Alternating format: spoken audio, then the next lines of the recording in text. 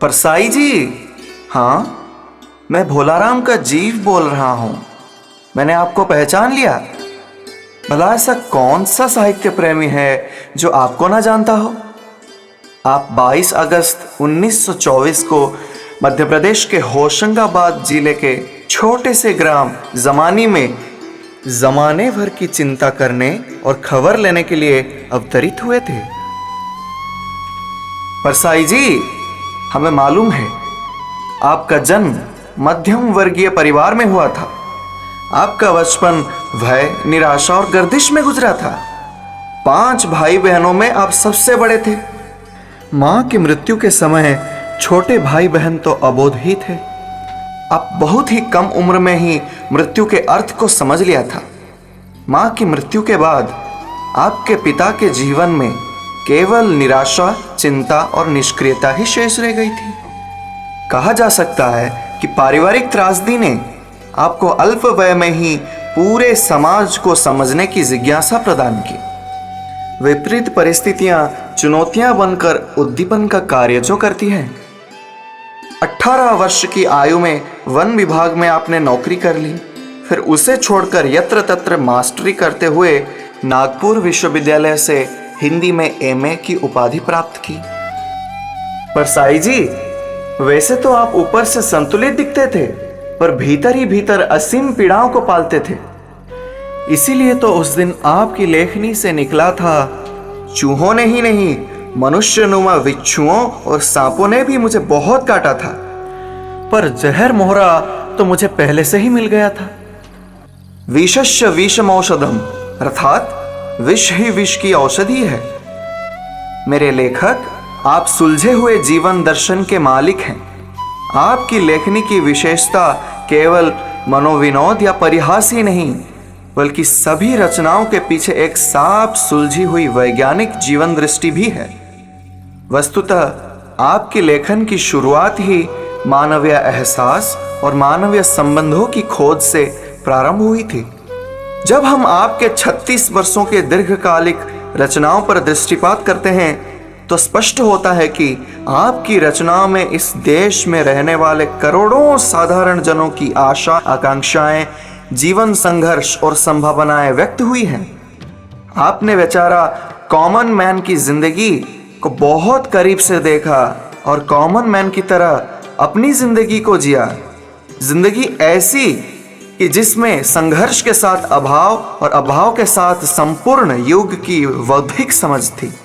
Common man के लेखक परसाई जी, आपके 36 वर्षों के लेखन कर्म को यदि क्रमबद्ध ढंग से संजोकर रखा जाए तो निश्चय ही वह इस देश की जिंदगी का विश्वसनीय ऐतिहासिक दस्तावेज बन सकता है।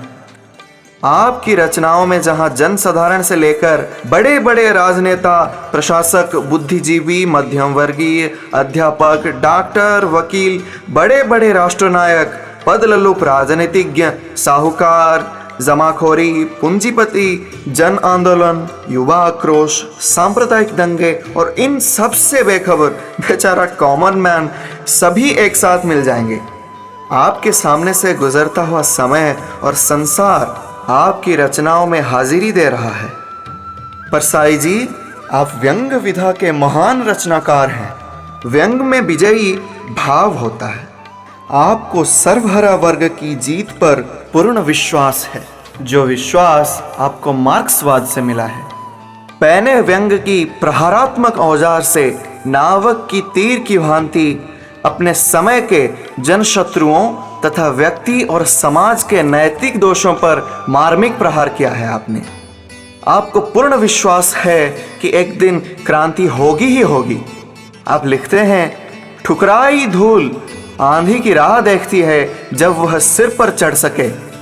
शोषितों के प्रति उपहास और व्यंग तो आपकी रचनाओं के मूल में है। परसाई जी, आपने आज़ादी के बाद घटित राजनीतिक और सामाजिक अंतर विरोधों का पर्दाफाश किया है।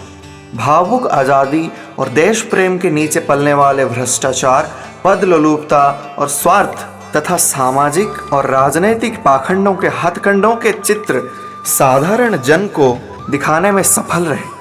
उन्हें विकल्प में क्रांतिकारी विचारधारा का संदेश भी दिया। कुल मिलाकर आप सामाजिक और व्यक्तिगत जीवन में प्रखर समीक्षक के रूप से उपस्थित होते हैं। आपके व्यंग में मुहावरों और लतीफ़ों के साथ नए सूत्र वाक्यों की भरमार मिलती है। जैसे पाप के हाथ में हमेशा पुण्य की पताका लहराती है, दानशीलता, सीधापन, भोलापन असल में एक तरह का इन्वेस्टमेंट है, गणतंत्र ठिठुरते हुए हाथों की तालियों पर टिका है, सफलता की चांदनी रात में चारों तरफ उल्लू बोल रहे हैं। इस तरह आप तरह तरह की उक्तियों से लोगों को गुदगुदाते भी हैं और कुरेदते हुए उन्हें चौकन्ना भी करते जाते हैं। पर साई जी, आप ही के कारण व्यंग को हिंदी गद्य में सक्षम और स्वतंत्र विधा के रूप में प्रतिष्ठा मिली। मानो आप और व्यंग लगभग एक दूसरे के पर्याय ही हो गए हैं। आपकी भाषा सरल, सहज और धारदार तो है, साथ ही साथ सभी परिस्थितियों का यथार्थ चित्रण करने में पूर्णतः सक्षम भी। हिंदी उर्दू के सभी रूपों के दर्शन आपकी रचनाओं में होते हैं। आपने ही भारतेंदु युगीन व्यंग्यात्मक निबंध लेखन की परंपरा का कलात्मक विकास किया है। प्रेमचंद के बाद भारत में सशक्त गद्यकार और प्रतिनिधि लेखक के रूप में आपकी विशिष्ट पहचान है। पर साई जी, आपके रचना संसार के कुछ चंद शीर्षकों का गद्य निरूपण करते हुए मुझे गर्व महसूस हो रहा है। अरे भाई, आज के इन राजनेताओं की क्या ही बात करते हो, अब तो जैसे उनके ही दिन फिरे हुए हैं। आप सबने तो सुना ही होगा कि भूत के पांव पीछे होते हैं। ऐसी ही स्थिति राजनीतिक गांजा पीकर नफरत की राजनीति करने वाले राजनैतिक नौटंकी करने में निपुण राजनेताओं की है। इन लोगों पर बेईमानी की परत इस कदर चढ़ी हुई है मानो भ्रष्टाचार के सैंपल हों। इन राजनीतिक चुंगी बजाने वाले भ्रष्ट राजनेताओं के गले में सदैव सदाचार की ताबीज लटकी हुई रहती है। मजाल है कि इनके चित्रों पर कोई आरोपों की तिरछी रेखाएं खींच सके। कैलेंडर का मौसम जितना नहीं बदलता, उससे कहीं ज़्यादा अब राजनीतिक मंच पर दल बदलने वाले नेताओं की भीड़ लगी रहती है। लगता है जैसे सर्कस की मंडली का शासन है। भाई, विज्ञापन संस्कृति है। अपनी अपनी हैसियत के मुताबिक भ्रष्टाचार के वितरण कार्यक्रम में ऐसे लोगों का खूब अभिनंदन भी हो रहा है। आश्चर्य की कोई बात नहीं है। यह तो बेचारा कॉमन मैन की जीवन में रोजमर्रा का मामला है। सदगुरु का कहना है कि अब पगडंडियों का जमाना नहीं रहा। तब की बात और थी कि लोग एक दूसरे से बड़ी सरलता के साथ रानी नागफनी की कहानी कहा सुना करते थे। ऐसी विकलांग राजनीति की परिस्थितियां निर्मित हो गई है कि सर्वत्र ठिठुरता हुआ गणतंत्र देखा जा सकता है। अब तो विकलांग श्रद्धा का दौर चल पड़ा है। बेचारा भला आदमी क्या करे, गर्दिश के दिन है। युग की पीड़ा का सामना सबको करना पड़ रहा है। दर्द ही दवा है। आम आदमी जिंदगी और मौत से हर दिन जूझ रहा है।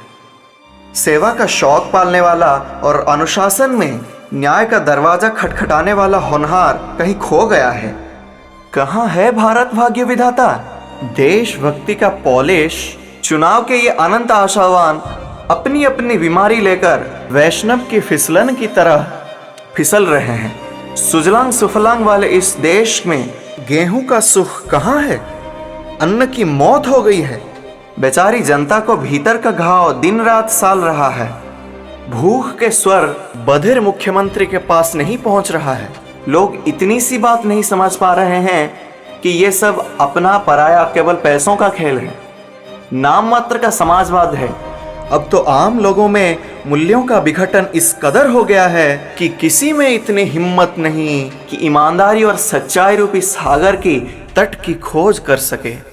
विडंबना की बात है कि स्वाधीनता के बाद सारे देश को शर्मनाक बीमारी लग गई। लोग अपने आप को काफी तटस्थ और बुद्धिवादी समझने लगे हैं। अब तो निठल्ले की डायरी और सामाजिक की डायरी में उन्हें कोई भी अंतर नजर नहीं आ रहा है।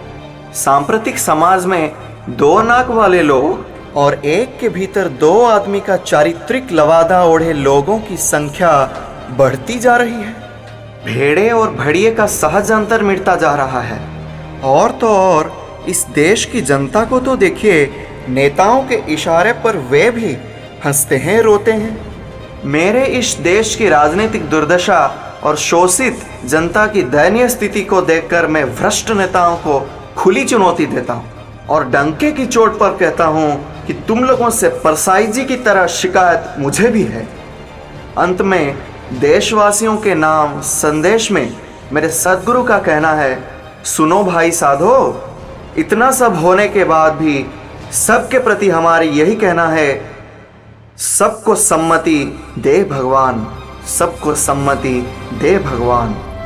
ओ मेरे आदरणीय परसाई जी, आप इस धरालोक से मनुष्य नामक प्राणी के विविध रंगी चरित्रों का चित्रण कर 10 अगस्त 1995 को परम तत्व में विलीन हो गए। पर कॉमन मैन का प्रतिनिधि होकर भी मैं भोलाराम का जीव अब भी फाइलों के अंबार में दबा हुआ कराह रहा हूं। अब तो मुझे मुक्ति दिलाओ मेरे सद्गुरु। जैसे गोवर्धन दास को उनके गुरु महंत ने मृत्युपाश से मुक्ति दिलाया था, परसाई जी आप ही का सहारा है। अब तो आप ही मुक्ति दिला सकते हैं।